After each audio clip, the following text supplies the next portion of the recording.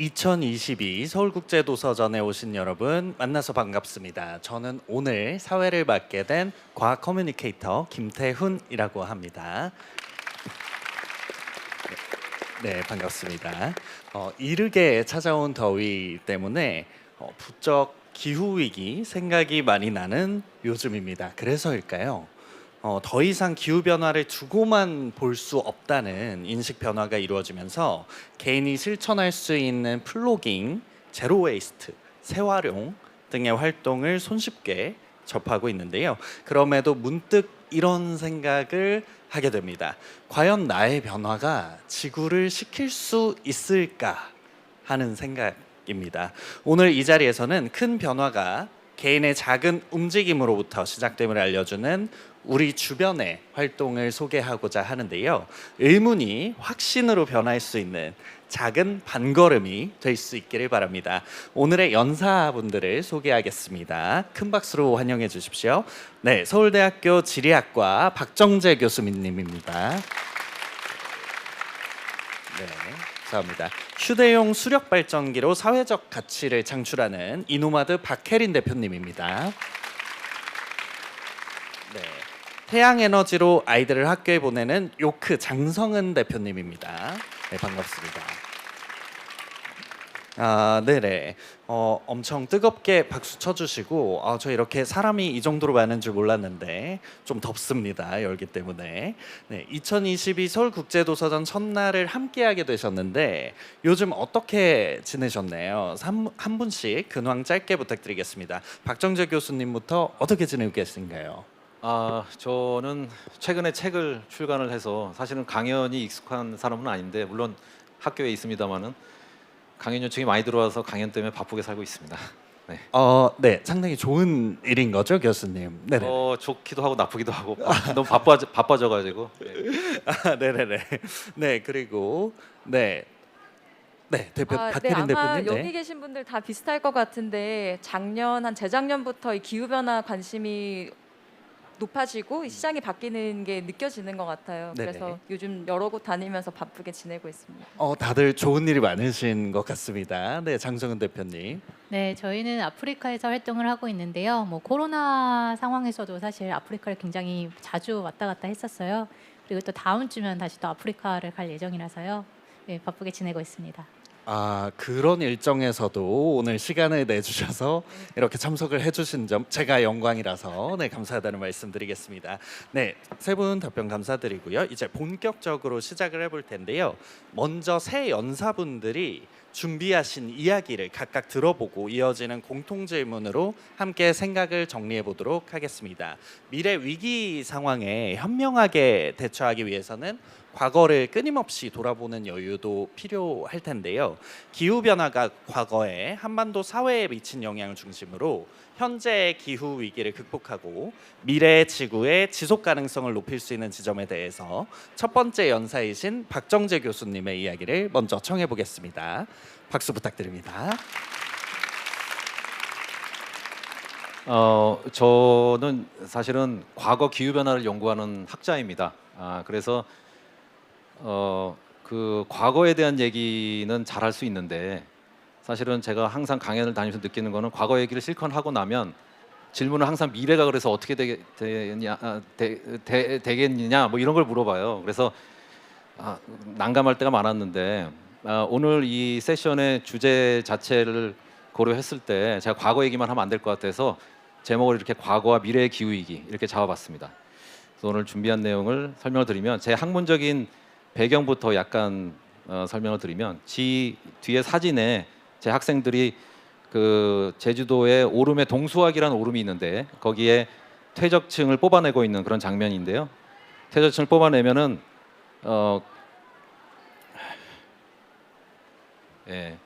제가 그냥 서서 하는 게 나을 것 같아요. 이쯤에 서서 이렇게 어떨까요? 이렇게.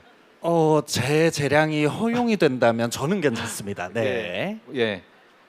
이게 지금 뽑아놓고 나서 연대 측정을 합니다. 우선 그러면 가장 아래쪽에 있는 퇴적물이 가장 오래전에 쌓인 퇴적층이겠죠. 연대 측정을 하고 그 퇴적층 속에 들어있는 꽃가루를 이제 현미경을 통해 가지고 동정을 해서 과거의 특정 시기에 어떠한 식생들이 살았는지, 뭐 어떠한 나무가 살았는지, 어떠한 풀이 많이 살았는지 이런 거를 밝혀내요. 그러면 보통 식생이라고 하는 것들이 대부분 그 당시의 기후를 반영하기 때문에 그 식생을 복원하고 그를 통해서 기후를 복원할 수가 있습니다. 그래서 제가 지금 하고 있는 그 연구를 잠깐 가져왔는데 완결된 건 아닌데 아까 방금 보여드렸던 그 사진 속에서 퇴적층을 얻어가지고 분석을 한 자료가 이 파란색 그래프거든요. 그 다음에 이 빨간색 그래프는 그린란드의 빙하에서 그 산소 동위원소 분석이라는 방법을 써서 복원한 과거의 기온 자료입니다. 그러면 지금 제주도의 자료하고 그린란드 자료하고 뭐 완전히 일치하진 않지만 비슷하게 변하고 있는 걸 볼 수가 있는데 재밌는 거는 이렇게 1000년마다 따뜻했던 시기가 있었다는 것이죠. 그래서 3000년 전, 2000년 전, 1000년 전 그리고 지금은 이제 어떻게 될지 모르지만 그래서 그 따뜻할 때는 그 전 세계적으로 이제 사회가 흥했고 그 다음에 이렇게 상대적으로 추웠던 시기는 가령 뭐 추계 시대라고 부르는 시기는 종교가 막 나왔던 시기입니다. 기독교, 유교, 불교, 도교, 이슬람교 뭐 다양한 종교들이 날씨가 이제 그 전 시기보다 추워지면서 먹을 게 부족해지니까 종교의 필요성을 느끼게 된 거죠. 그렇게 해석을 합니다, 사람들이. 그 다음에 이제 따뜻한 시기가 왔을 때 로마나 한나라 전성기를 가졌고 그 다음에 추웠을 때는 북방 유라시아의 기마 유목 민족이 전반적으로 남하를 하면서 로마가 멸망하고 뭐 중국 쪽에는 위진남북적 혼란기가 오고 그랬습니다. 이렇게 기후가 과거 사회 문명에 큰 영향을 미쳤다라는 것을 우리가 알 수가 있는데 그렇다면 지금 현재 2000년 지금 만약에 과거 1000년마다 따뜻한 시기가 있었다면 지금 우리가 있는 이 시기도 따뜻한 게 정상 아니냐 이렇게 볼 수가 있잖아요. 그래서 초반에 기온이 올라갈 때 지구 온난화 문제가 대두됐을 때 사람들이 논란이 있었어요. 이게 자연적인 것이냐 인위적인 것이냐 이렇게 봤을 때는 자연적인 것 같은데 이렇게 생각을 했던 거죠. 근데 지금은 모든 사람들이 이게 인위적인 그 기온 변화다라고 생각을 합니다. 왜냐하면 너무 빠르게 기온이 올라가고 있기 때문에. 그래서 이렇게 천천히 1000년 전부터 지금까지 천천히 기온이 떨어지다가 1850년부터 갑자기 이제 올라가고 있죠. 그래서 이 모양이 마치 하키스틱 같다고 그래서 하키스틱 이론이라는 말이 나왔습니다. 그래서 이제 자연적인 것보다는 인위적인 그 변화에 가깝다. 그리고 또 다른 증거가 요 이제 태양 흑점수 변화인데요. 보통 이 지난 수천 년 전부터 지금까지 기온 변화, 기후 변화를 결정했던 거는 이 태양 활동, 태양 흑점수였다 이렇게 얘기를 하는데 태양 활동이 이렇게 떨어지고 있습니다. 그러면 이제 기온이 떨어져야 되는데 올라가고 있죠. 그러면 이거는 자연적인 현상이 아니고 인위적인 현상이라고 이제 볼 수 있는 근거가 되는 것이고 그렇다면 뭐가 이런 기온을 상승시키고 있느냐? 바로 대기 중에 이산화탄소 농도다. 그렇게 볼 수가 있는 것이 이산화탄소 농도가 계속 올라가고 있을 때 기온도 같이 상승하고 있으니까 이것도 이제 인위적인 지금의 지구 온난화가 인위적인 현상이라는 것을 뒷받침하고 있는 자료라고 할 수가 있습니다. 자, 여기서 이제 티핑 포인트를 설명을 드릴 텐데 이게 약간 좀 복잡할 수 있는데요. 이게 저는 굉장히 중요하다고 생각하기 때문에 가져와 봤습니다.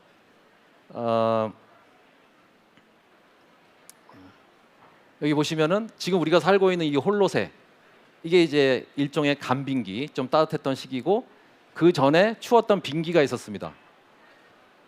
그게 한 12만 년 전부터 시작이 됐고요. 그 전에 이제 간빙기가 또 따뜻한 간빙기 지금의 우리가 살고 있는 요 11,700년 전부터 시작된 이 홀로세와 유사한 간빙기가 이때 있었고요. 그래서 과거에 한 수백만 년 동안 빙기 간빙기 빙기 간빙기가 수십 차례 왔다 갔다 하면서 기후가 변화했습니다.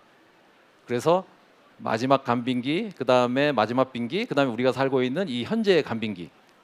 근데 이제 재밌는 거는 마지막 빙기 중에 온도가 올라갔다 떨어졌다, 온도가 올라갔다 떨어졌다, 올라갔다 떨어졌다를 지금 반복하고 있는 걸 볼 수가 있죠. 이게 사실은 빙기의 그 시기에서는 온도가 낮은 게 이제 정상적인 상황입니다. 근데 이제 온도가 올라가는 비정상적인 상황이 나타났을 때 지구의 자기 조절 작용이 발현이 되면서 다시 정상으로 돌아가는 거예요. 온도가 다시 올라갔을 때 다시 또 자기 조절 작용이 작용해서 온도가 다시 떨어지고 막 이렇게 자기 조절 작용에 의해서 정상으로 돌아갔는데 이때 11,700년 전에는 결국은 티핑 포인트라는 걸 건너서 넘어가 가지고 새로운 단계로 들어가게 되는데 그게 우리가 살고 있는 이 홀로세입니다. 그러면 이제 우리가 흔히 아니 기온이 낮았을 때보다 기온이 높은 때가 좋은 거 아니냐? 물론 그렇습니다. 동식물한테 기온이 높은 게 좋지만 문제는 이 변화율이거든요. 변화율이 너무 빠르게 되면은 모든 동식물이 적응하는 데 실패해 가지고 많은 동식물의 멸종이 일어나게 됩니다. 실제 이 시기에 이제 멸종이 많이 일어났고요.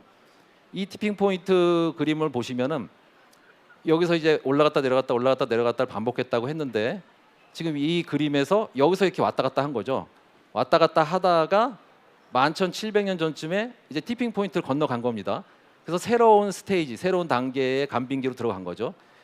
근데 아까도 얘기했지만 수십 차례의 빙기 간빙기의 기후 변화가 있었다고 했습니다. 그러면 원래대로라면은 우리가 지금 여기 있는데 여기서 온도가 떨어졌다 올라갔다 떨어졌다 올라갔다 하다가 다시 빙기로 가야 정상이거든요.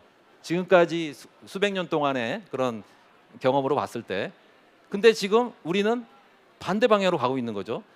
사실은 이쪽으로 이제 기온이 올라가는 거는 약간씩 왔다 갔다 했습니다. 이게 홀로세 중에서도 보면 온도 변화가 있는데 온도가 약간 올라갔다 떨어졌다 올라갔다 떨어졌다를 반복해서 지금 한 10,000년 정도가 지났는데요.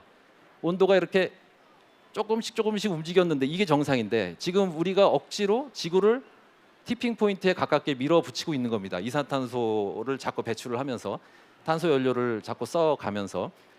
근데 이거를 지금부터라도 감축을 하게 되면은 얘네들이 다시 정상으로 돌아오겠죠. 예, 그러면 문제가 없는데 여기서 더 밀어붙여가지고 티핑 포인트에 다다르게 되면은 그 다음부터는 그냥 굴러 떨어지는 거예요. 더 이상 우리가 이산탄소 배출을 안 해도 온도는 계속적으로 상승하게 될 것이고 그렇게 되면은 우리가 전혀 예측 불가능한 전혀 새로운 단계로 갈 수가 있는 겁니다. 근데 이게 왜 무서우냐? 과거에 빙기에서 간빙기로는 왔다 갔다 했기 때문에 우리가 빙기의 상황을 잘 알고 간빙기의 상황을 잘 압니다. 근데 간빙기에서 온도가 올라가서 새로운 티핑 포인트를 지나서 새로운 단계가 나타난다면 이 단계는 과거에 없었기 때문에 우리가 아무리 과거를 들여다봐도 이 상황이 어떤 식으로 전개될지 전혀 예측이 불가능해지는 거거든요. 그러면 우리가 이제 대비를 할 수가 없는 거죠. 우리가 이제 온도가 1도, 2도 올라가거나 뭐 이럴 때 해수면이 얼마나 상승할 것이고 그다음에 종 다양성은 얼마나 감소할 것이고 뭐 이런 얘기들을 하는데 그건 이제 예측이 어느 정도 가능한 거죠. 모델링을 해서 예측을 할 수 있는데 여기서 티핑 포인트를 지나서 완전히 새로운 단계로 가게 되면 이거는 예측이 아예 불가능합니다.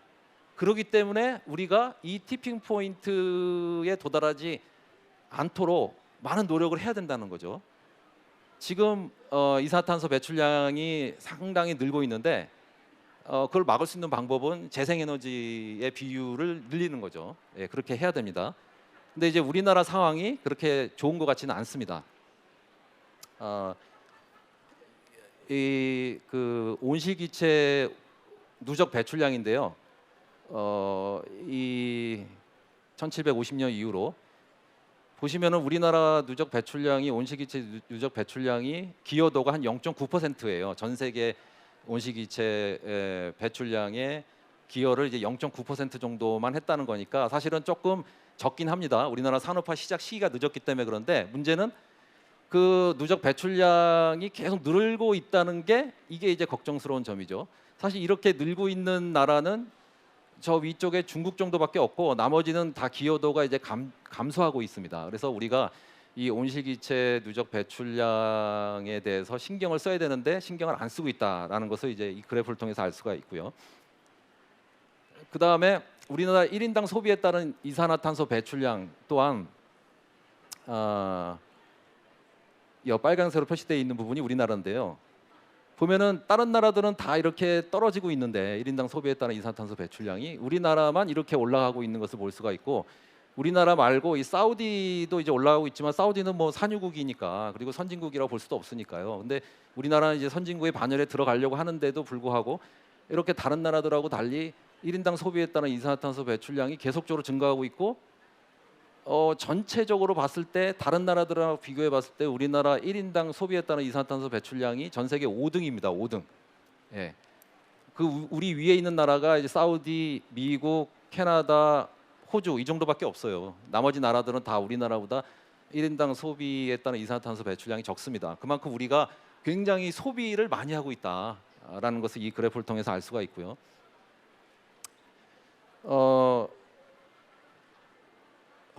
그 다음에 우리나라 온실기체 감축 목표인데 이게 지금 10대 경제 강국의 그린하우스 가스 이미션 그 경로인데 맨 위쪽에 있는 게 미국하고 캐나다입니다. 미국하고 캐나다는 온실기체 감축을 2000년부터 시작을 해서 지금 그 경향이 계속 이제 떨어지고 있는 경향이죠. 물론 상당히 아직도 이제 온실기체를 많이 방출하고 있는 건 맞습니다만은 우리나라 같은 경우는 그 감축 노력을 거의 안 한 것 같이 보이죠. 계속 올라가고 있습니다. 이렇게. 근데 이제 우리나라가 내세운 목표가 2030년에 NDC 40%, 그러니까 2018년 대비 온실기체를 40% 감축한다는 게 이제 목표고요. 2050년에 탄소 중립으로 간다라는 게 이제 또 다른 목표입니다. 그래서 이 빨강 선으로 이제 표시되어 있는 부분, 이렇게 빠르게 이제 온실기체 감축을 하겠다는 것인데 우리나라는 사실은 완전히 방향을 바꿔야 되는 상황이에요. 지금까지 계속 온실기체를 많이 방출을 했는데 갑자기 온실기체를 줄여야 되는 상황이기 때문에 이게 과연 되겠느냐 이런 우려가 나오고 있는 겁니다. 다른 이제 유럽의 선진국들은 이미 1990년 이전부터 이 노력을 해가지고 실질적으로 효과를 보고 있습니다. 계속 떨어지고 있죠. 다른 유럽 선진국들은. 근데 이렇게 탄소 연료를 사용을 줄이고 탄소 배출량을 줄이려면 재생에너지 비율을 높여야 되는데 이게 우리나라 상황상 쉽지가 않을 것 같다. 왜냐하면 이 녹색 선이 전 세계 신재생 에너지, 그러니까 재생 에너지 비율이라고 볼 수가 있는데요. 전체 에너지원 중에서 이 OECD 멤버 플러스 중국하고 인도 대체로 한 26개, 30개 정도 되는 나라 중에서 재생 에너지 비율이 꼴찌입니다. 한국이. 지금 이제 녹색 선이 쫙 있는데 심지어 뭐 체코나 폴란드나 헝가리, 뭐 인도보다도 이제 재생 에너지 비율이 낮고요. 우리나라는 주로 천연가스나 화석 그 석탄 발전소, 그다음에 원자력 이런 쪽에 비중이 상당히 높은 것을 볼 수가 있습니다. 그래서 NDC 40이나 2050년까지 탄소 중립을 이루려고 하는 목표를 설정해 놨지만 과연 이거를 달성할 수 있을 것이냐 굉장히 어려워 보이는 게 재생 에너지 비율이 너무 낮기 때문에 현재. 하지만 노력은 해야 되는 거죠. 예, 노력을 해야 우리나라 위신도 있고 그 다음에 실질적으로 이런 재생에너지 비율을 높여서 탄소 배출량을 감축해야 경제적으로 국가나 기업체가 이제 생존을 할 수가 있습니다. 그래서 신경을 많이 써야 되는데요. 지금까지 설명한 내용을 요약하고 함의를 한번 찾아보면은 지구 온난화는 현실이고 자연적인 현상이 아니다. 인지적인 기후 변화다. 제가 아까 보여드렸죠. 대기 중 온실기체가 산업혁명 이후에 40%가 증가를 했는데 280에서 400 ppm 이상으로 지금 증가한 상태고요. 과거 65만 년간은 180에서 300에서 왔다 갔다 했거든요. 그러니까 지금 굉장히 이례적인 그 시기라고 볼 수가 있습니다. 온실기체 양으로 보면 지구 온난화 문제가 가뭄, 홍수, 태풍, 해일, 열파, 전염병 같은 자연재해를 빈번하게 발생시킬 것이다. 이거는 많이 언급이 되고 있죠. 그다음에 물도 부족해질 것이고 식량 생산도 감소할 것이고 생물 종다양성도 감소할 것이고 뭐 여러 가지 환경 문제가 발생할 것이다라는 얘기들도 나오고 있고 또 기후 난민을 양상해서 난민에 따른 그런 혼란 때문에 국수주의가 팽배해질 것이고 이게 이제 세계화를 저해시켜서 또 나라 간의 이런 불협화음이 나타나게 되고 그래서 우리가 이거를 어떻게 해결할 것이냐 미래 행동 변화를 해야 되는 것인데 에너지를 절약하고 소비를 줄여서 미래 세대의 지속 가능한 지구를 물려줘야 되는 것이죠. 이게 이제 윤리적으로도 상당히 중요한 의미를 갖습니다. 우리는 이렇게 막 즐기면서 살고 누릴 거 다 누리면서 사는데 우리 미래 세대에 다 망가진 지구를 물려주는 것은 윤리적으로 옳지 않다는 것이죠. 그다음에 개인, 기업, 지자체, 국가 모두 기후 위기 문제에 관심을 갖고 이를 공론화를 해야 되고 여기서 이제 교육과 언론이 중요할 것이고 제가 이제 과거를 연구한 사람이라서 이런 말을 하는 게 아니고 사실은 지구는 하나밖에 없고 지구를 대상으로 실험을 할 수 없잖아요. 그렇기 때문에 우리가 정보를 얻을 수 있는 방법은 과거를 돌아보는 방법밖에 없습니다. 과거를 돌아가서 과거에는 어떠했는데 그렇게 기온이 변화했을 때 과거의 환경은 어떻게 변했고 과거에 살던 사람들은 어떤 영향을 받았는가 이런 것들을 연구해서 정보를 얻는 노력을 계속 해야 된다 그렇게 생각하고요. 그다음에 이제 기상 이변하고 자연재해 이런 것들의 빈도나 강도가 높아질 텐데 이 닥쳐서 막 허둥지둥 할 게 아니고 선제적으로 이러한 재해에 수반될 그런 여러 가지 문제를 미리미리 예측하고 대비를 할 필요가 있다 그렇게 생각을 합니다. 네. 시간이 너무 빨리 했나요? 네. 맞습니다. 사실대로 말씀드리자면 여기 시계가 없어서 저도 빨리 하셨는지 알 수가 없긴 한데요. 네, 너무 잘해주신 것 같습니다. 교수님이 원래 강연 자료 준비하시면서 저랑 대기실에서 걱정하셨던 게 너무 어렵게 준비한 거 아닌가 걱정하셨는데 제가 이제 들으시는 분들 표정을 이렇게 싹 살펴봤는데 괜찮으셨죠? 네네네. 끄덕끄덕. 원래 좀 착하신 분들이 많이 계신 것 같긴 한데, 네, 일단은 그런 걸로 이해가 됩니다. 네, 교수님 얘기 잘 들어보았고요. 혹시라도 질문이 있으신 분들은 뒤쪽에 저희가 질문하실 수 있는 시간을 마련해 두어서 이따가 세 분 발표 다 마치시고 뒤쪽 시간을 기다려 주시면 감사하겠습니다. 과거로부터 현재 우리가 나아가야 할 지점에 대해서 함께 고민해 볼 수 있는 시간이 되었으리라고 생각합니다. 이어서 박혜린 대표님은 기후변화 문제 해결을 위한 접근 방법과 함께 우리는 어떠한 질문을 던지고 답을 찾아가야 할지 오랫동안 고민해 오셨다고 하는데요. 그 고민의 결과가 바로 이노마드가 아닐까 싶습니다. 그럼 박혜린 대표님의 이야기 박수로 청해 듣겠습니다. 네, 안녕하세요. 저는 방금 소개받은 이노마드의 박혜린이라고 하고요. 저는 이 기후변화나 환경 문제가 사실은 보이지 않는 너무 큰 거대한 문제이기 때문에 해야 되는 건 알지만 누가 무엇을 어떻게 해야 되는지 알기가 참 쉽지 않은 분야라는 생각이 들어요. 그래서 저는 그 고민 끝에 먼저 보이지 않는 것을 보이게 하자라고 이제 생각을 하면서 시작을 했었어요. 그래서 지금까지 저의 고민들은 뭐 어떤 고민을 하고 있었고 어떤 여정을 통해서 지금까지 왔는지 오늘 좀 공유를 드리려고 합니다. 좀 멀쩡할 때 찍은 사진인데 저는 소개받은 것처럼 이노마드의 박혜린이라고 합니다. 먼저 이 지속 가능이라고 하는 것과 기후 변화를 연결해서 좀 말씀을 드리고 싶은데요. 제가 저를 소개를 할 때 제가 하버드 비즈니스 스쿨을 나왔고 지금 화면에 보시는 이 아파트에 제가 살고 있고 이 차를 타고 다닙니다라고 소개를 했을 때 저를 보면 어떤 사람인 것 같다라고 아마 생각하시는 것들이 있을 거예요. 근데 이 소개에 이어서 사실은 제가 보여드렸던 그 팬시한 집과 차는 거의 고리에 가까운 사채를 지금 끌어서 쓰고 있고 사실 이 자산도 내 자산이 아니라 엄청난 월세를 내면서 카푸어, 하우스푸어와 다름이 없는 삶을 살고 있었다. 그리고 사실은 제가 건강검진을 해봤더니 거의 간암 말기 수준인데 술을 끊을 수가 없어서 매일 밤마다 술에 취해서 살고 있다라는 정보를 만약에 세 개를 덧붙인다고 하면 제가 아무리 재미있는 사람일 것 같고 흥미로운 사람일 것 같다고 하더라도 내년에 저랑 같이 일을 할 수 있거나 내후년에 저랑 같이 일을 할 수 있다고 생각을 하시지 못할 거예요. 그러니까 최근에 지속 가능하다라는 이야기가 계속해서 반복이 되는 건 과거에는 회사를 평가하고 기업을 평가하는 방법이 그 회사의 재무 성과나 아니면 그런 생산량, 그러니까 굉장히 수치적인 것들을 가지고 평가를 했다라고 하면 앞으로의 기업과의 관계는 아니면 국가를 평가하는 방법은 더 이상 그러한 정보만 가지고는 힘들다라고 생각을 했기 때문에 보이지 않는 문제까지 포함을 시켜서 평가를 해야 된다라고 했던 것 같아요. 그런데 그 저변에는 가장 중요한 게 결국은 기후변화 문제인데 방금 교수님께서 말씀해 주셨던 것처럼 생각보다 전 세계에서 이 기후변화 관련된 시그널들이 너무도 무섭게 빠르게 일어나고 있습니다.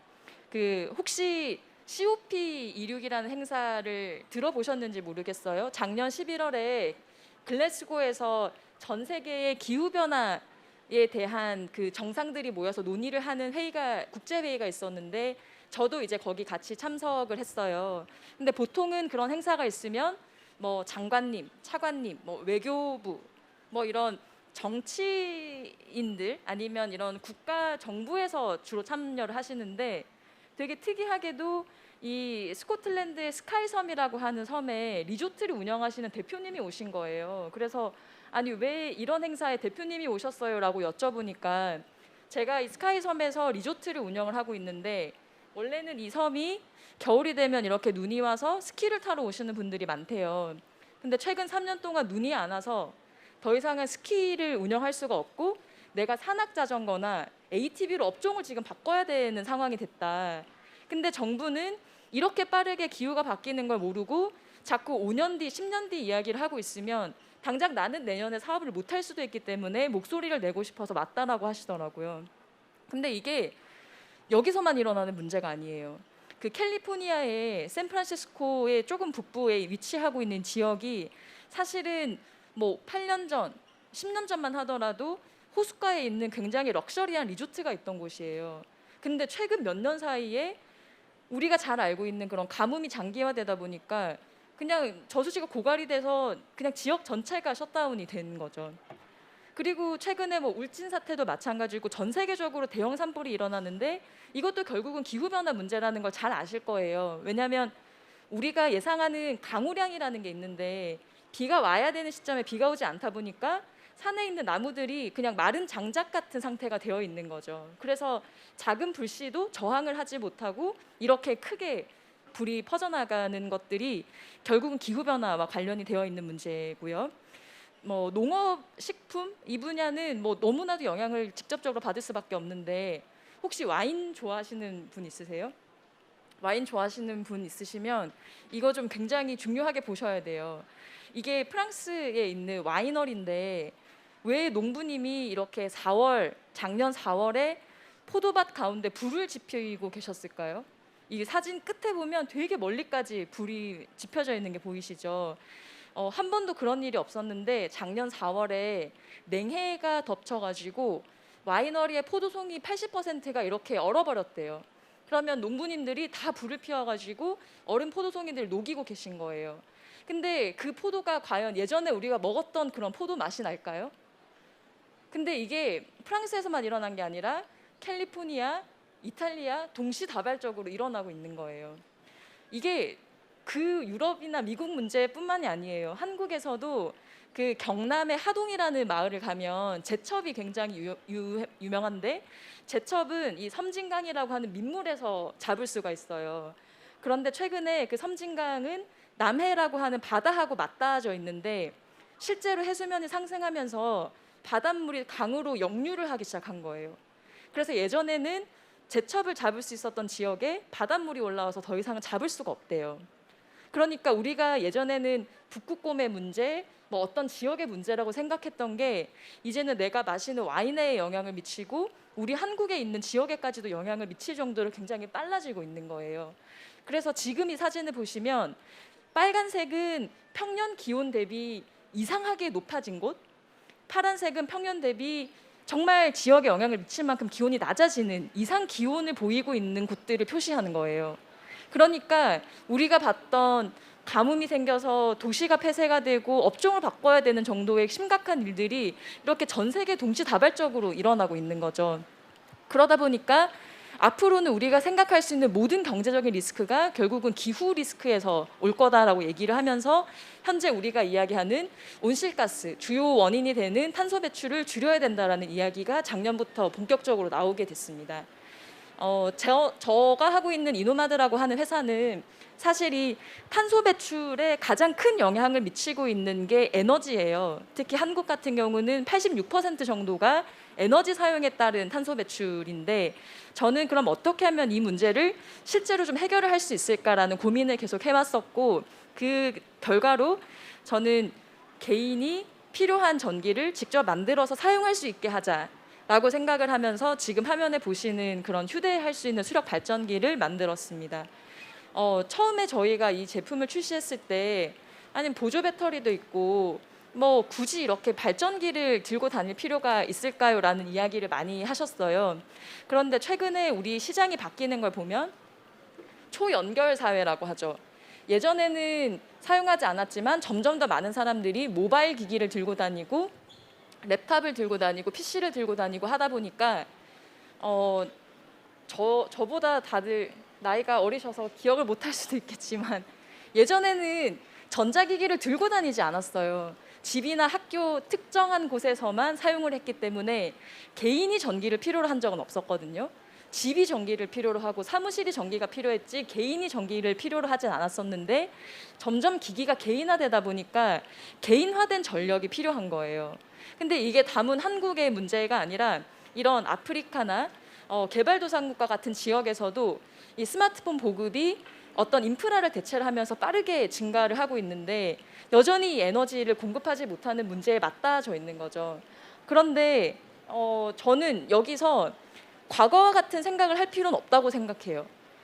새로운 전력 수요가 생겨나고 있는데 이 새롭게 나타나고 있는 전력 수요는 과거와는 조금 다른 게 예전에는 우리가 컴퓨터가 사용했던 전기, 냉장고가 사용했던 전기가 아니라 220V, 110V가 아닌 이런 5V의 USB 전원을 쓰죠.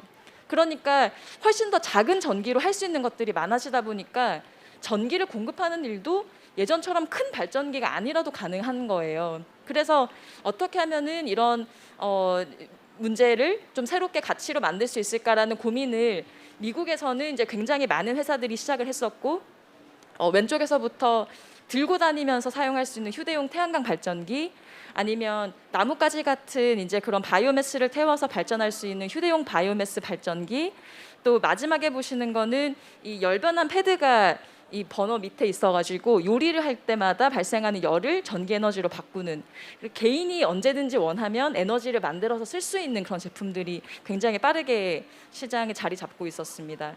그래서 저희도 과거의 에너지 시스템을 새롭게 정의를 해서 휴대할 수 있는 개인용 트럭 발전기를 만들어서 제품화를 했고요. 그래서 지금 보시는 것처럼 강이나 하천처럼 흐르는 물을 이용을 해서 직접 필요한 전력을 만들 수 있습니다. 보통은 흐르는 물에 설치를 해야 되는데 흐르는 물이 없으면 어떡해요? 라고 질문을 많이 하시는데 실제로는 지금 보시는 것처럼 뭐 카누나 카약 이렇게 움직이는 동체 뒤에 매달아서 내가 움직이면서 전기를 만들 수도 있어서 다양하게 지금 제품을 사용할 수가 있고 지금 저기 부스에 같이 전시가 되어 있는데 배터리가 이게 탈부착 가능하게 해서 내가 만든 전기를 직접 저장해서 또 언제든지 사용할 수 있도록 되어 있습니다.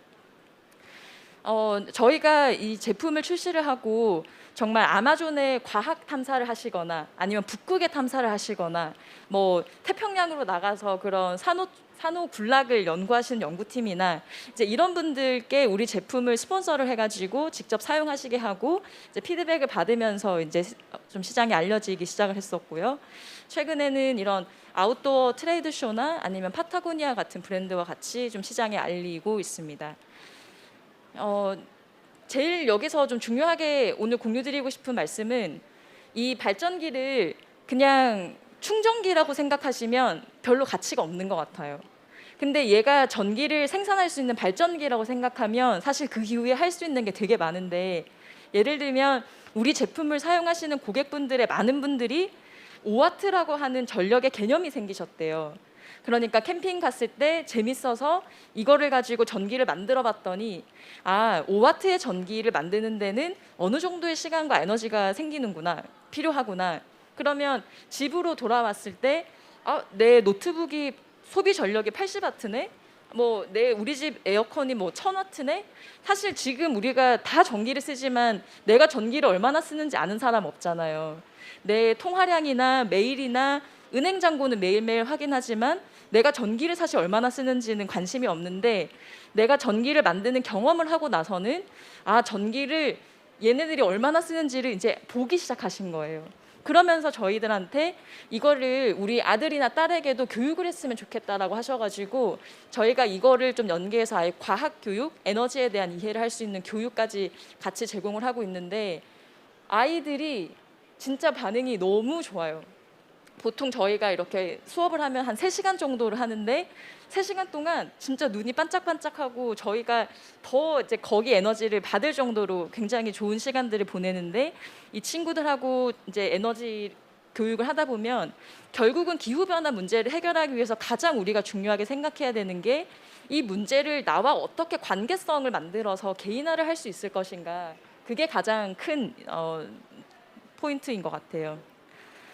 요거는 잠깐 영상을 보여드리면 저희가 한 3년 전에 대구에 있는 하빈초등학교에서 같이 초등학교 4학년 학생들이랑 진행했었는데 이 학교 옆에 조그만 개울이 있거든요. 그래서 직접 아이들이 이제 이걸 가지고 나가서 전기를 만들어 보고 자기가 만든 전기를 가지고 충전을 해봤는데 사실 스마트폰 충전하는 게 전혀 특별한 일 아니잖아요. 우리 하루에도 몇 번씩 하는데 내가 만든 전기로 충전을 하고 나니까 이 수업이 끝나고 나서 애들이 자체적으로 탄소 중립을 위한 우리 반 행동 강령을 만들어서 불 끄고 나간 사람 벌점 매기고 밥 남긴 사람 벌점 매기고 선생님이 에어컨 온도 조금이라도 낮추면 그날로 막 큰일이 난대요. 그래서 결국은 이 문제가 내 문제다라는 관계성을 알고 개인화를 하는 게 가장 중요한 것 같다라는 생각을 하면서 마무리하도록 하겠습니다. 감사합니다. 네, 이야기 잘 들었습니다. 어떤 그 관계성과 개인화라는 그 측면이 여러분 어떤 의미인지 다 이해하셨을 거라고 생각이 듭니다. 오늘 이 자리에 계신 그리고 화면 너머로 이야기 듣고 계신 청중분들께 대표님의 이야기가 반짝 빛나는 힌트가 될 수 있다면 좋겠습니다. 자, 그럼 마지막으로 학교와 부모와 아이의 변화를 이끄는 하나의 혁신적인 솔루션 솔라카우 프로젝트에 관한 이야기를 들어볼 텐데요. 기후 변화와 코로나19의 위기 속에서 내디딘 반걸음이기도 하거든요. 장성은 대표님의 이야기 박수로 청해 듣겠습니다. 네, 안녕하세요. 요크 대표 장성은입니다. 네, 제가 오늘 강연 제목으로 준비한 건요. 솔라카우, 내 아메리카노를 지켜줘입니다.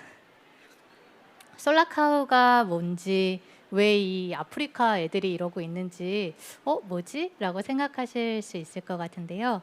지금부터 설명을 드리도록 하겠습니다. 네, 지금 왼쪽 화면에 보이는 그 아이는요. 마사이족의 그 아이인데요. 마사이족의 장남은 높은 비율로 학교를 가지 못하는 경우가 되게 많아요. 소를 돌봐야 되기 때문인데요. 그래서 사하라 사막 이남의 아프리카 아이 5명 중 1명은 아동 노동을 이제 겪고 있고요. 또 그 전 세계 13억 명의 사람들은 전기에 대한 액세스가 없어서 약 200억 리터의 이제 화석 연료 그 케로신을 사용하곤 합니다. 굉장히 보면 어두울 뿐만 아니라 이제 호흡기 질환을 유발하고 안 질환을 유발합니다. 그리고 또 글로벌 기후 변화를 초래하고 있죠. 그러면 이렇게 아이들이 소를 돌보기 위해서 학교를 못 가는 것이 아니라 만약에 아이들을 학교에 보내주는 그런 소가 있다면 어떨까요? 네.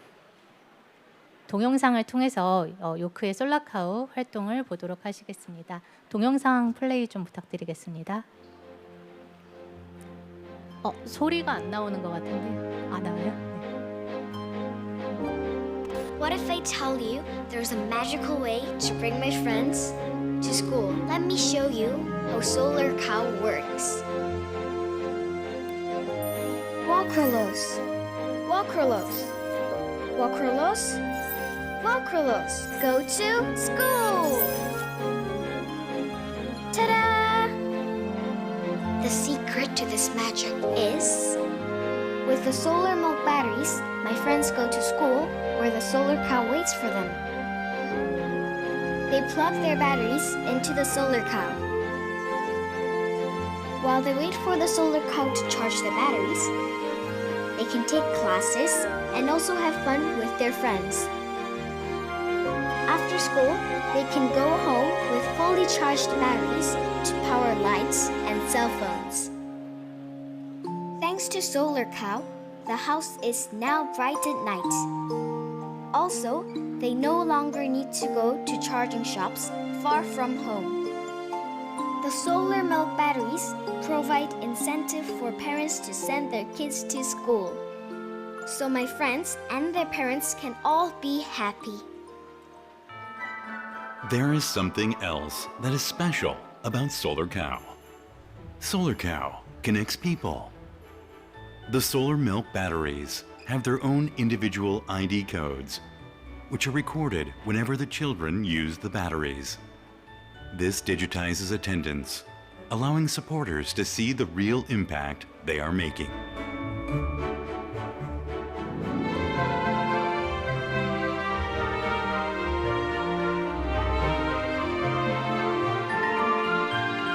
Each little light brightens up a child's future. Come, say the magic word. Walkerlos. Solar Cow. School teleporter. 네. 참고로 이 와크롤러스라고 이 아이가 계속 외치는데 이거 거꾸로 하면 솔라카우입니다. 저희 직원 중에도 모르는 친구가 있더라고요. 그래서 한번 말씀드리고 가고요.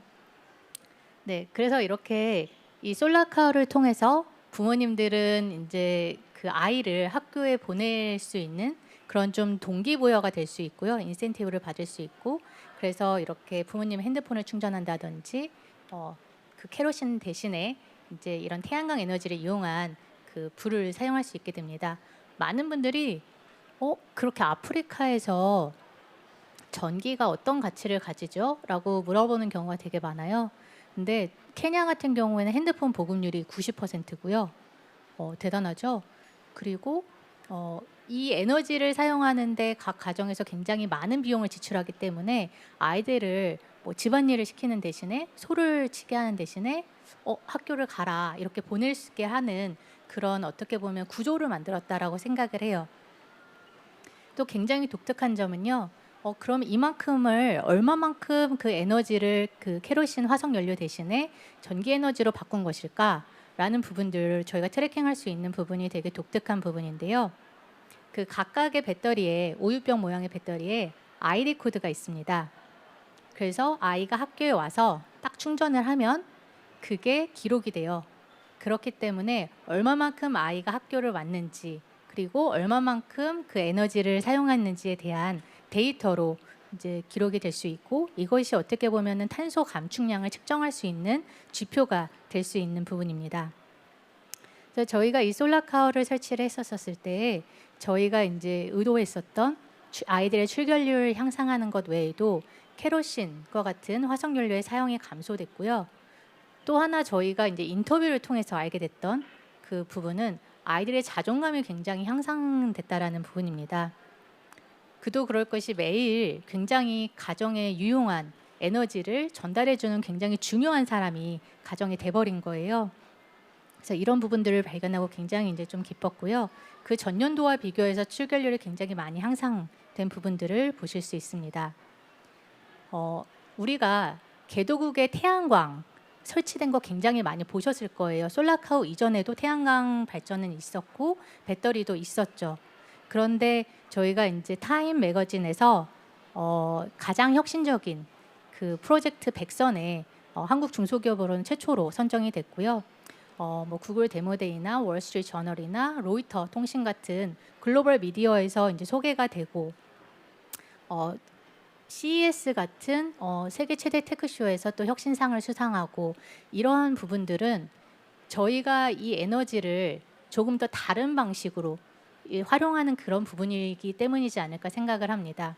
그 에너지는 있었지만 이 사람들을 이 아이들을 학교로 오게 하는 매개로 사용을 하고 또 굉장히 먼 지역에 아프리카는 집들이 굉장히 떨어져 있거든요. 그렇기 때문에 이런 지역에서는 우리나라 같은 방식의 전기 그 전달이 굉장히 어려운 거죠.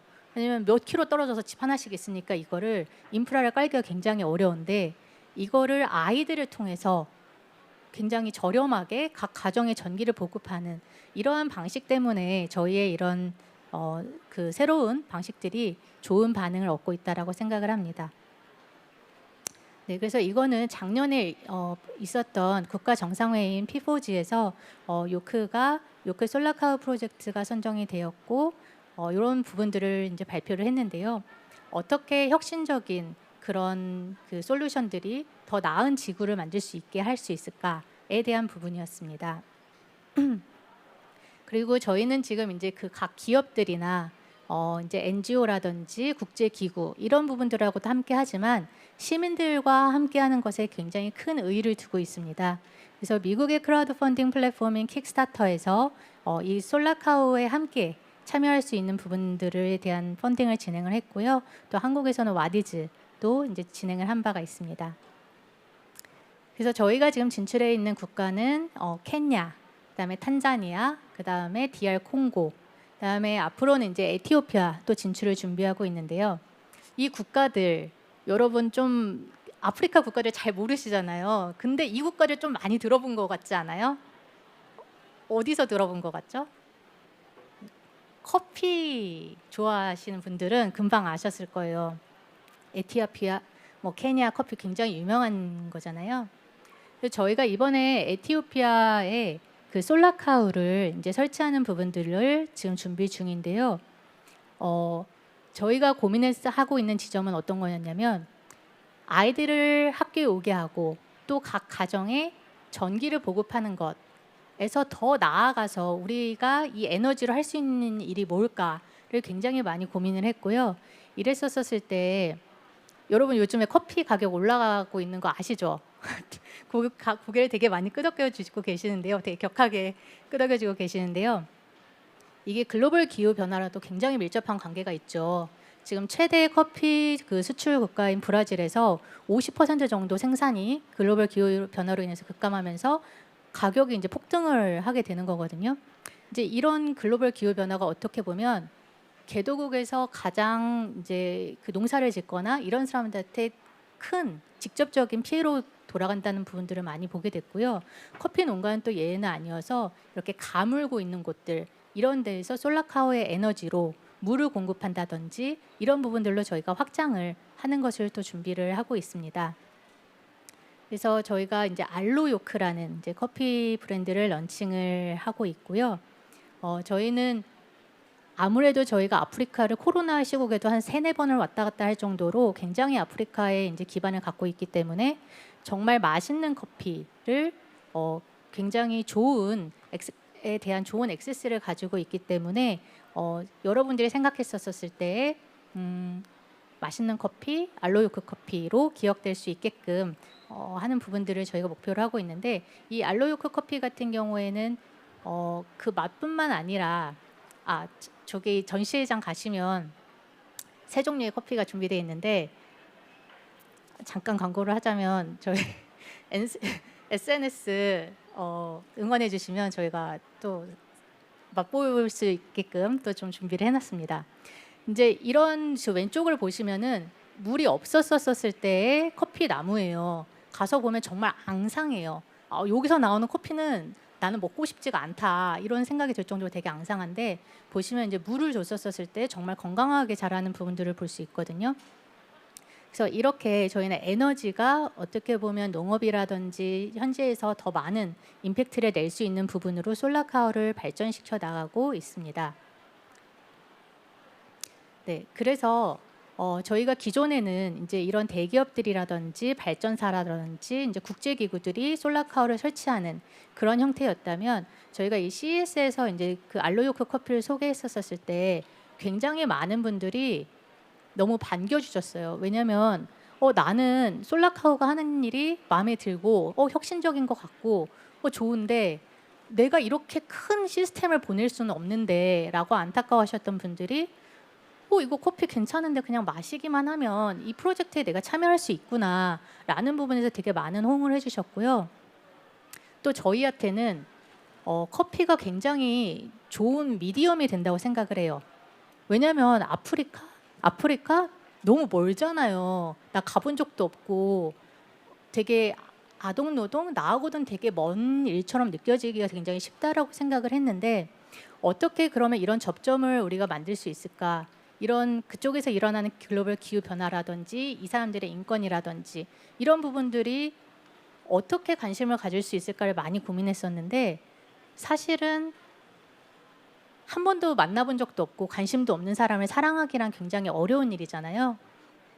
근데 내가 되게 맛있게 마시고 있는 이 커피가 어디서 왔고 이 이면에는 또 어떤 프로젝트에 있고 또 어떤 스토리가 있는지를 알게 되는 부분들이 있다면 그 부분들이 저희가 하고 있는 솔라카오도 더 많이 여러분에게 도달할 수 있게 하는 그런 방법이라고 생각을 이제 했었습니다.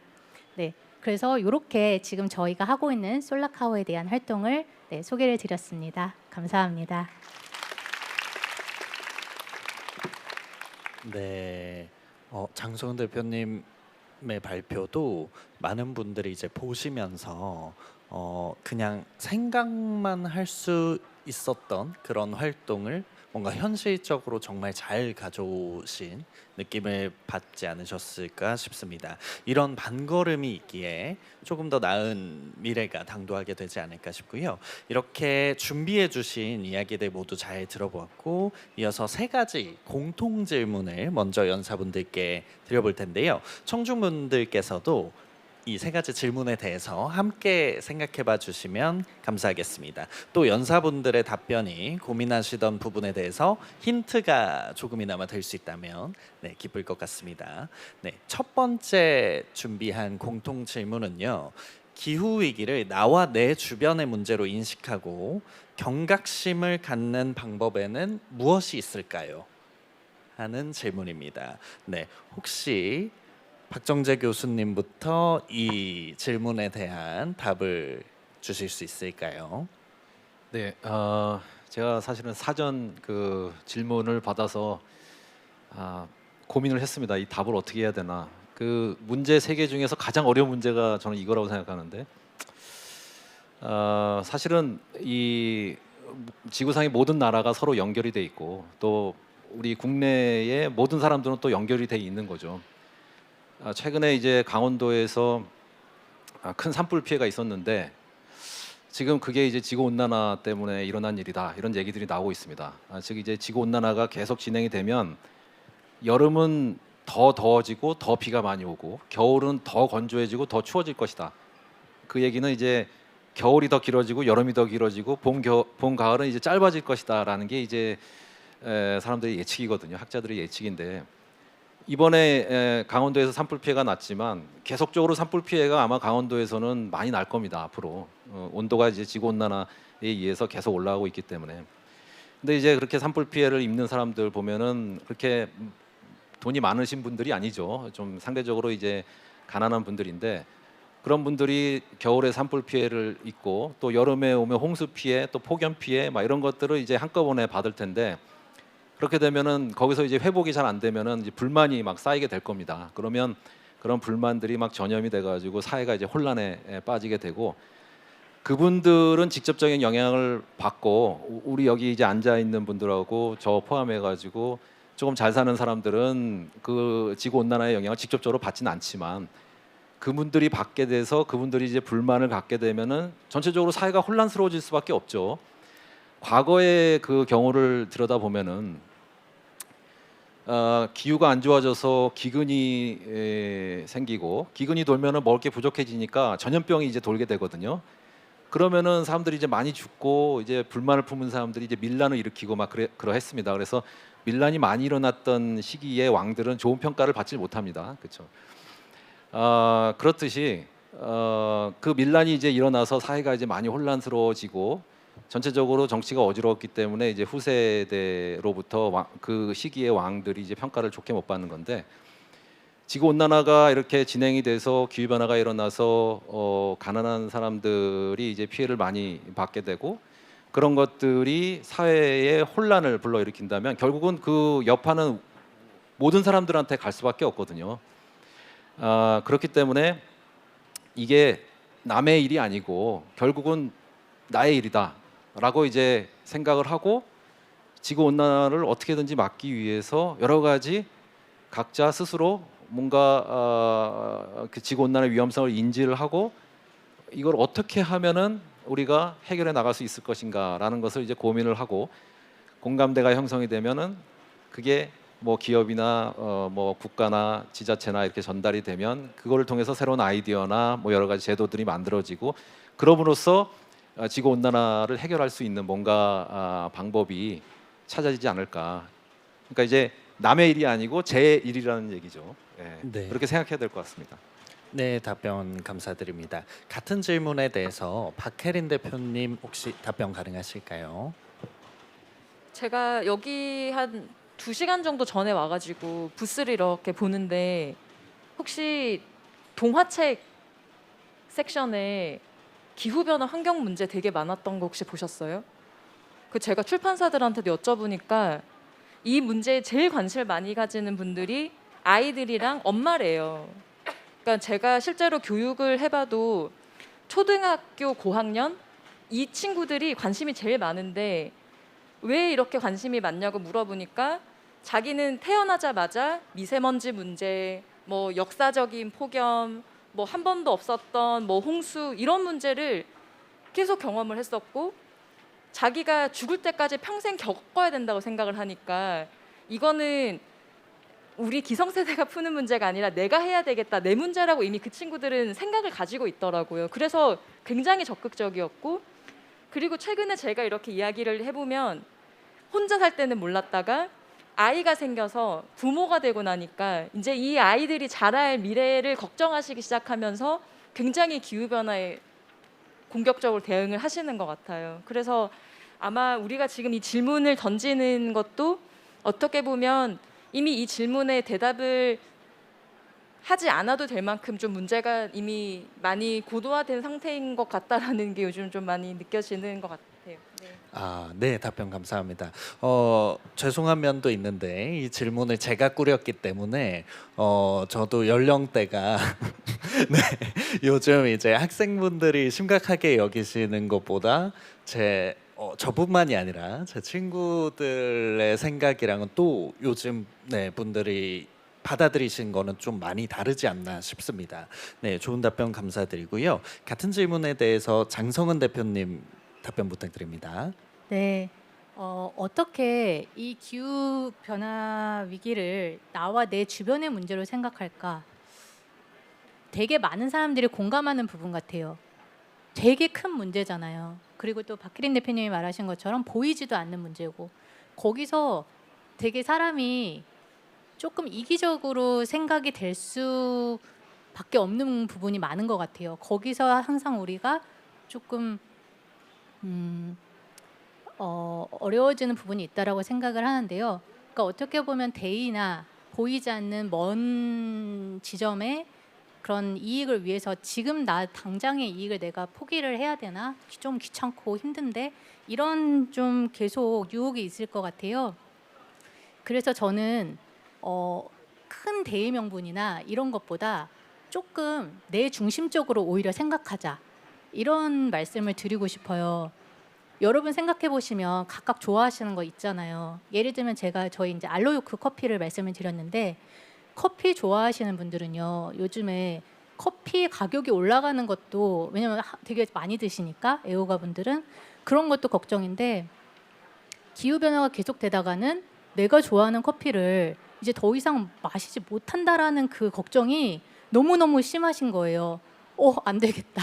나는 커피를 너무 좋아하고 하루에 2잔, 3잔 마셔야 되는데 그리고 막 스페셜티 커피, 정말 맛있는 커피 이런 거 좋아하는데 점점 커피 산지들이 커피를 생산하지 못하게 되면 결국에 이거 내 손해인데 이런 생각으로 접근을 하면 조금 더 참여가 실천이 변화가 가능하다고 이제 하는 부분들이 있어서요.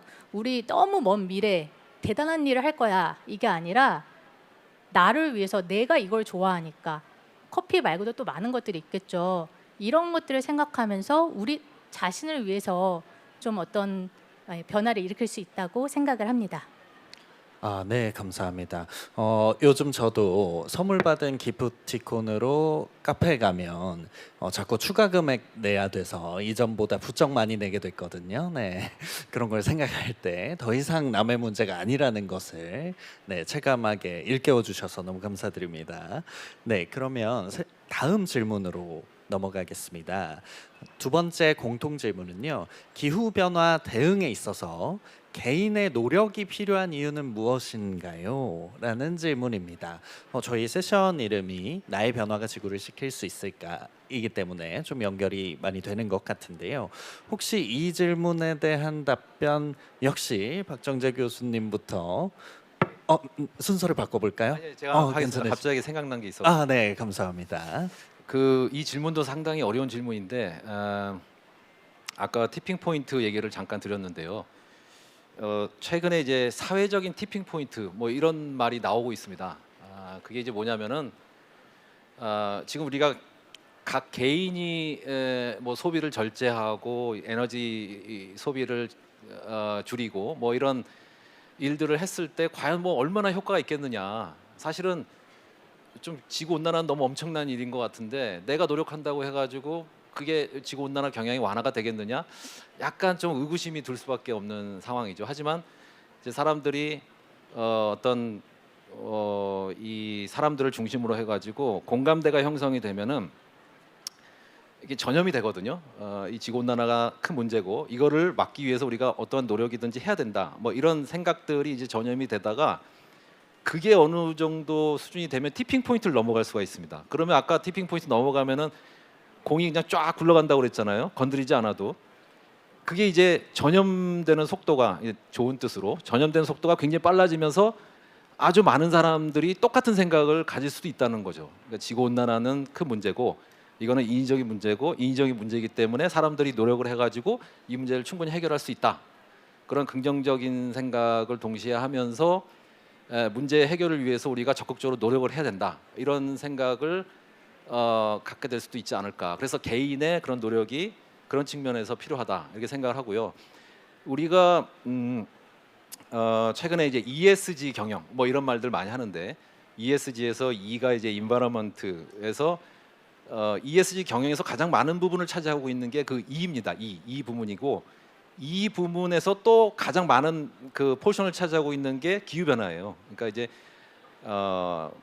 그 기업이 기후 변화의 대처를 소홀히 할 경우에 소비자들이 너네 기업에 물건 사지 않겠다. 그러니까 너네가 알아서 기후 변화 지구 온난화 저감 노력을 충실히 해라. 그럼 우리가 물건 살 테니까. 그런 생각이 이제 기업에 전달돼 가지고 ESG 경영이 지금 인기를 얻고 있는 거거든요.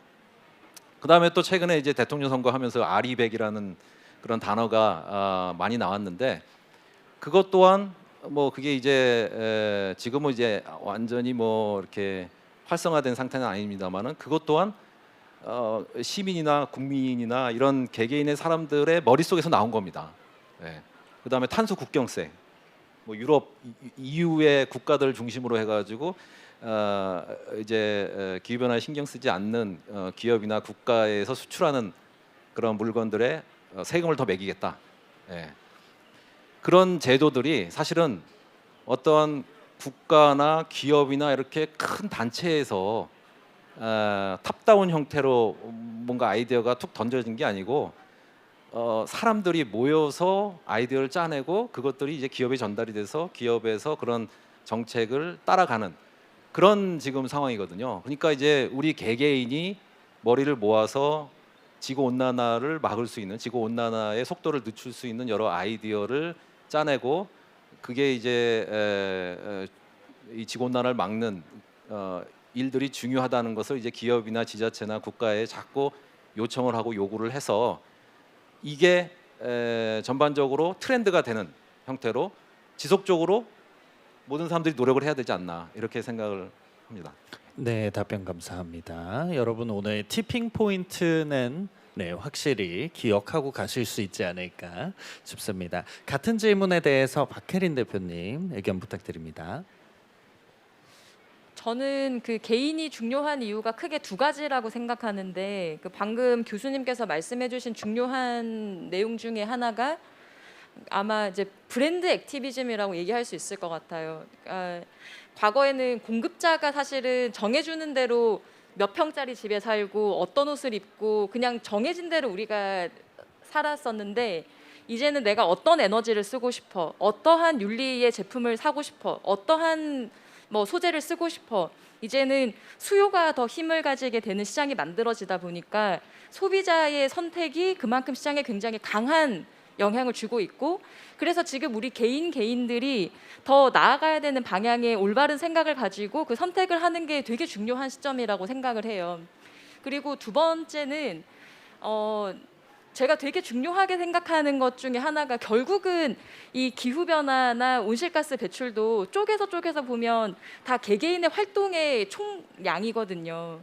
그러면 결국 우리의 선택이나 행동에 영향을 받을 수밖에 없는 건데 제가 최근에 기사들을 보면 여름 딱 요맘때에 가디건이 제일 많이 팔리고 이 전기 방석이 되게 많이 팔린대요. 왜냐면 사무실에서 에어컨을 너무 세게 틀어가지고 더 옷을 껴입는다고 하더라고요. 그러니까 예를 들면 폭식을 엄청 하고 다이어트 약을 엄청 먹는 거예요. 사실은 그냥 내가 덜 먹거나 안 먹으면 되는 건데 이게 선택의 문제거든요, 결국. 근데 에너지 사용도 마찬가지로 보면 우리가 재생에너지로 전환을 해야 된다라고 하지만 지금처럼 계속 에너지를 낭비하는 게 바뀌지 않고 그대로 유지가 되면서 화석 연료에서 재생에너지로 전환이 되는 게 과연 궁극적으로 기후변화 문제를 해결을 할까? 결국은 우리가 올바른 선택을 해야 되는 게 가장 중요하다고 생각을 하고 마지막으로 좀 뭐 오늘 날이 그렇기도 해서 제가 어제 좀 저희가 내부적으로 한번 자료를 봤더니 지방선거에 출마를 하셨던 후보들의 공약이 전국에 2,500개가 있는데 아무도 기후변화를 공약으로 낸 후보가 없어요.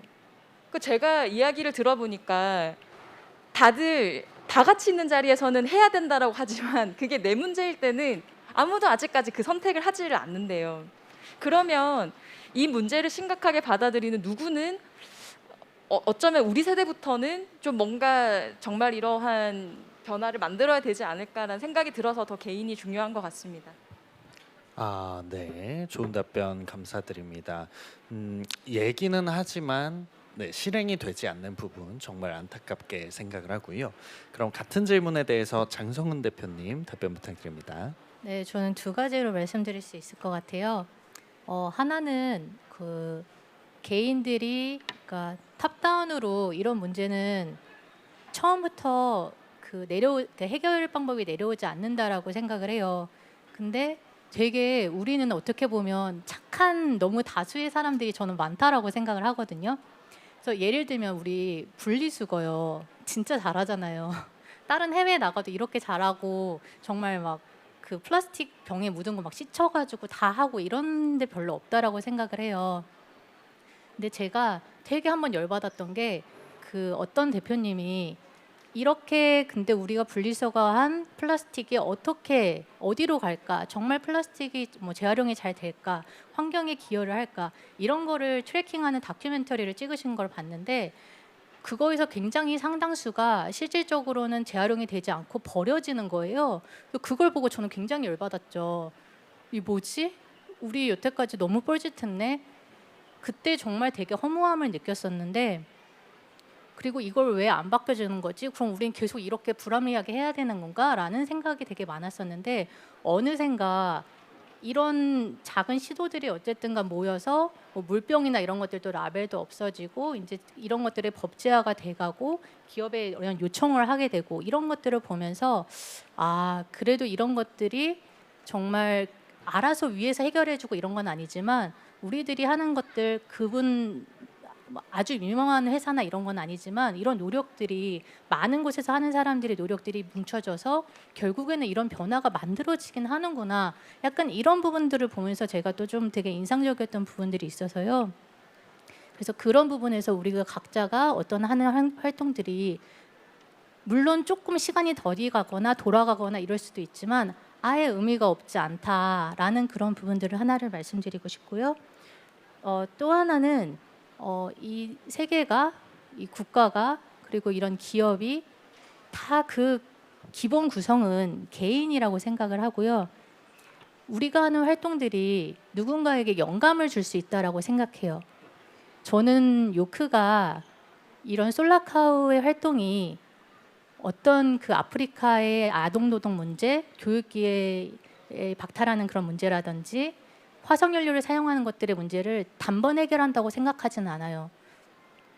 왜냐하면 너무 지금 저희가 그 큰 문제에 비해서 정말 열심히 하고 있지만 우리가 하고 있는 게 너무 미미하다라고 생각해서 굉장히 속상한 적도 많거든요. 하지만 누군가한테는 영감을 줄 수 있다라고 생각해요. 저희가 하는 활동들을 보면서 야, 이걸 이런 식으로 해결도 하는구나 라는 말씀을 듣고 그 사람들이 또 거기서 이제 아이들이 이런 것들을 배우고 또 좀 더 창의적인 생각들을 해나가는 것을 보면서 아, 내가 이 문제를 뭐 저뿐만 아니라 모든 사람들이 한 사람이나 기업이나 기관이나 이런 부분들이 모든 문제를 해결하지 못하지만 되게 긍정적인 영감을 주어서 같이 해결해 나갈 수 있도록 만드는 그런 사람들이 될 수 있다라고 생각하고 있기 때문에 그래서 우리 개개인의 활동이나 생각들이 중요하다고 생각을 합니다. 네, 감사합니다. 결국 종합해 보면 개인의 노력이 중요하기 때문에 필요하다고 정리를 해볼 수 있겠습니다.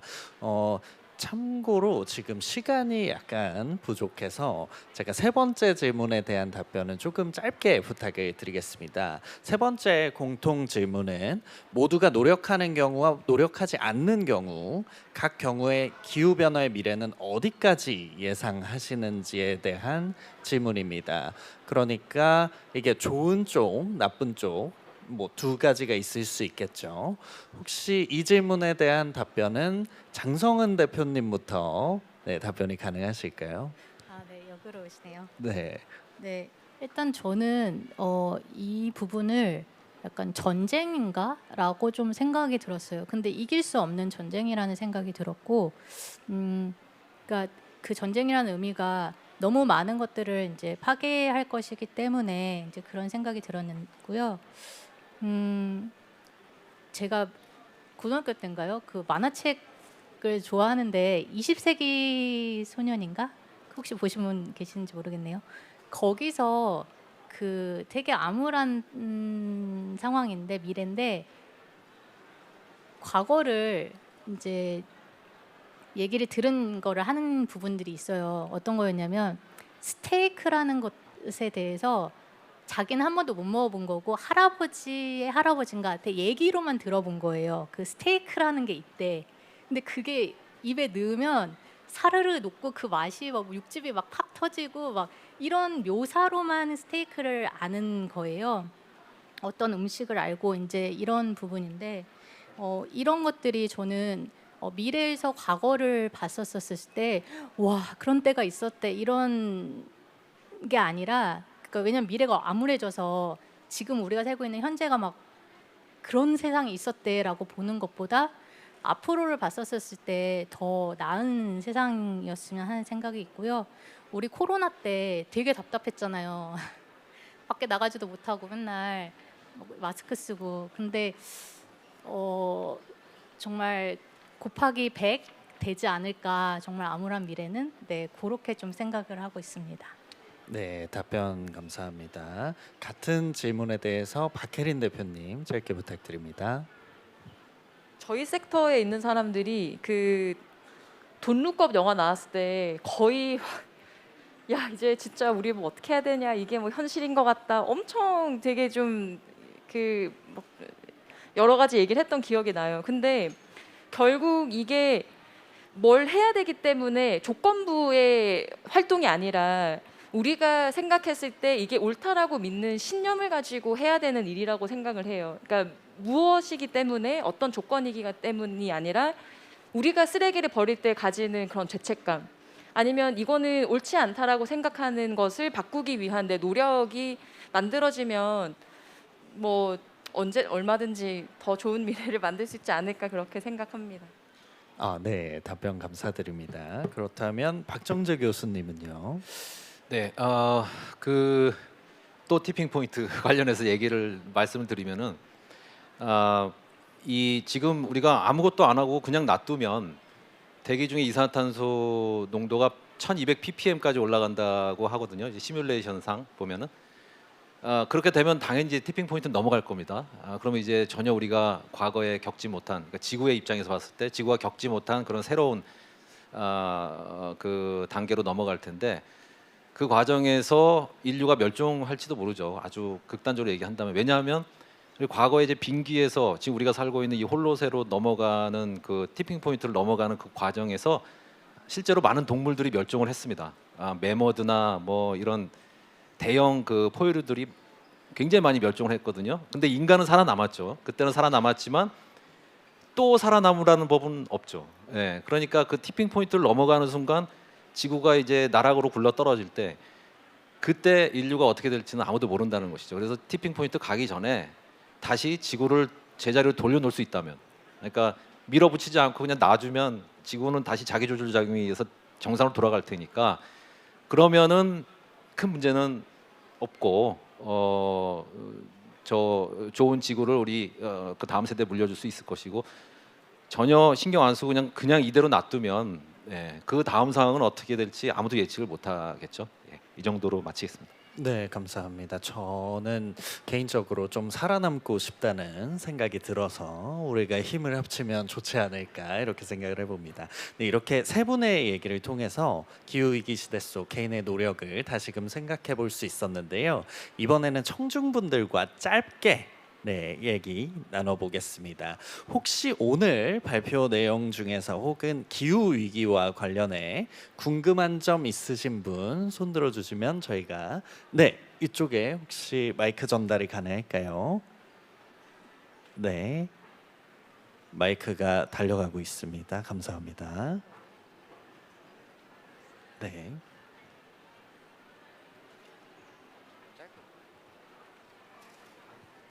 네, 초반에 이제 기후위기 관련해서 초반에 그 탄소 중립 얘기를 하면서 에너지를 재생에너지로 바꾸는 비중을 늘려야 한다는 얘기가 있었던 걸로 기억을 해요. 그런데 제가 알기로는 지금 재생에너지 개발이 주로 민간 위주로 되어가고 있다고 알고 있는데, 제 생각에 전기는 물과 비슷하다고 생각하거든요. 물처럼 굉장히 기본적인 단위고, 지금 현대인들에게 전기가 부족해지면 살아가기 힘든 환경이 될 수 있다라는 생각을 하고 있는데, 이대로 계속 민간 중심으로만 개발이 되어도 이게 괜찮을지에 대한 의견이 궁금합니다. 네, 혹시 대표님들 중에서 어떻게 생각하시는지 답변 가능할까요?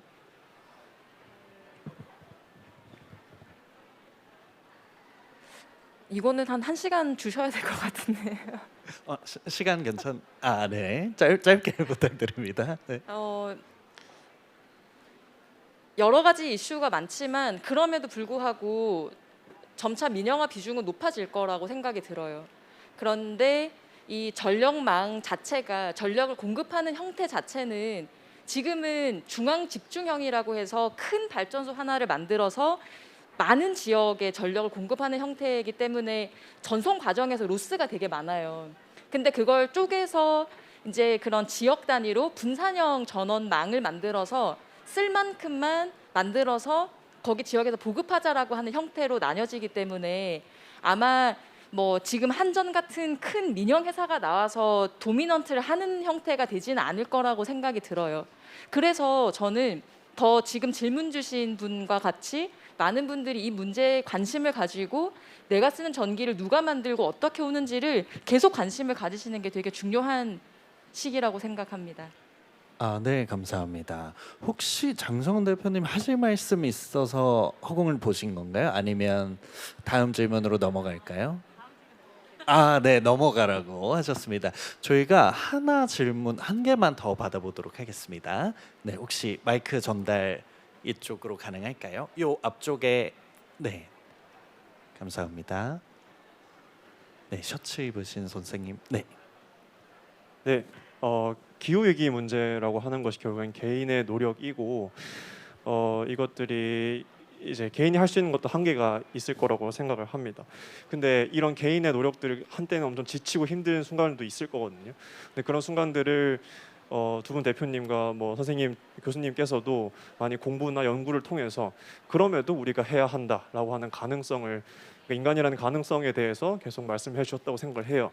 그래서 많은 청년들이, 많은 청소년들이, 아니, 많은 성인들이 우리가 가지고 있는 이런 좌절들, 힘든 순간들, 이대로 가다간 결국엔 멸망할 건데 왜 제로웨이스트를 해야 되지? 왜 기후변화에 목소리를 내야 되지? 라고 하는 것들에 대해서 어떻게 하면 옳은 것을 추구하면서도 이익을 볼 수 있는, 아니면 옳은 것을 추구하지만 실패했지만 그럼에도 우리가 왜 이것을 계속 해나가야 되는지에 대한 세 분의 답변을 듣고 싶습니다.